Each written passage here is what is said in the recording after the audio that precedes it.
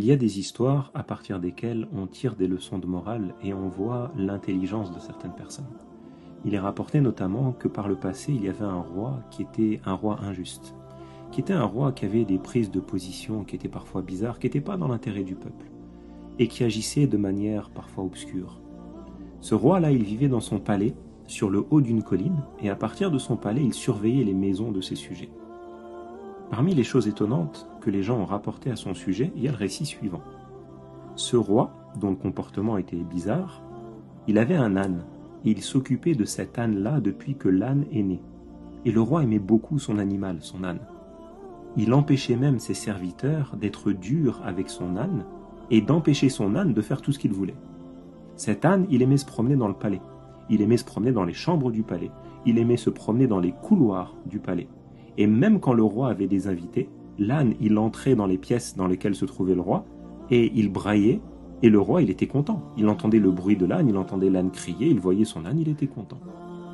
Un jour, un des conseillers du roi, un conseiller qui était mauvais, qui était quelqu'un qui trompait le roi, il disait au roi autre chose que ce qui était dans l'intérêt du roi et du peuple et de l'État. Un jour, ce conseiller-là, il a suggéré au roi d'enseigner à son âne l'écriture et la lecture. Soi-disant, de cette manière-là, l'âne du roi, il pourrait se distinguer des autres ânes, et ce ne serait pas un animal comme les autres. Le roi, il a été étonné d'abord, parce que un âne, ça ne lit pas et ça n'écrit pas. Mais les autres conseillers qu'il avait, qui étaient des gens mauvais aussi, ils lui ont embelli cette situation. Alors le roi, il a fait convoquer le plus grand sage de son royaume, et il lui a ordonné de s'atteler à cette tâche-là. Sauf que le sage, quand il a entendu la mission qui lui était demandée, il a été surpris. Il a expliqué au roi qu'un âne, ça restera un âne, et qu'on ne pourra jamais apprendre à un âne l'écriture et la lecture, qu'il restera comme il est, ça reste un animal. Le roi, quand il a entendu ça, il s'est mis en colère.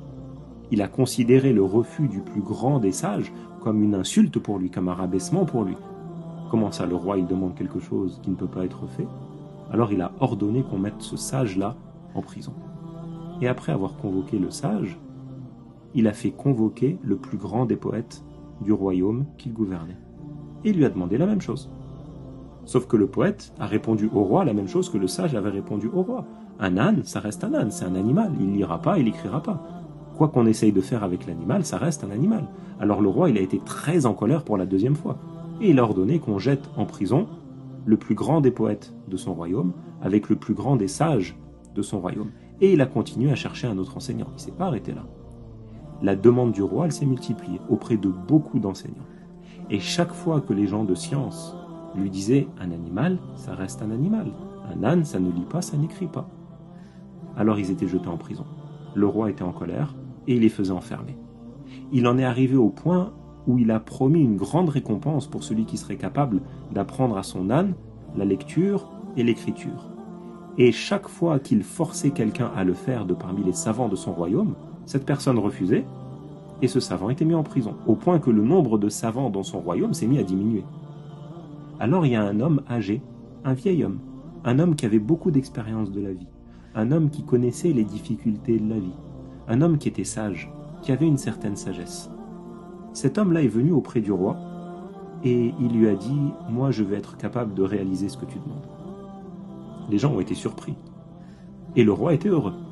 Il a enfin pu trouver quelqu'un qui était capable d'enseigner à son âne la lecture et l'écriture.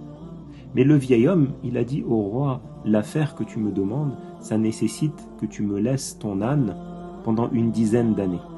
Le roi, il a trouvé que la période, elle était longue.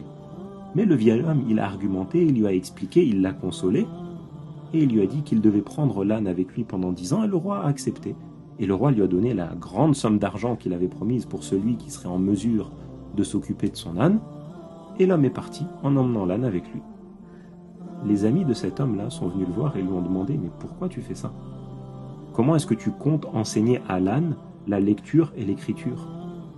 Cet homme sage lui a dit « Au bout de 10 ans, soit le roi sera mort, soit moi je serai mort, soit c'est l'âne qui sera mort. » Et en effet, il y a peu de temps qui se sont écoulés après ça, et le roi est tombé malade et il est décédé. Alors les gens ont été débarrassés de son injustice. Le vieil homme, il a rendu l'argent qu'il avait reçu du roi, il l'a rendu au trésor du royaume pour que cela soit utile pour le peuple et pour les gens du royaume. Il a mis l'âne dans l'étable avec les autres animaux de sa catégorie, et il a fait libérer le sage, le poète et les autres enseignants qui avaient été mis en prison.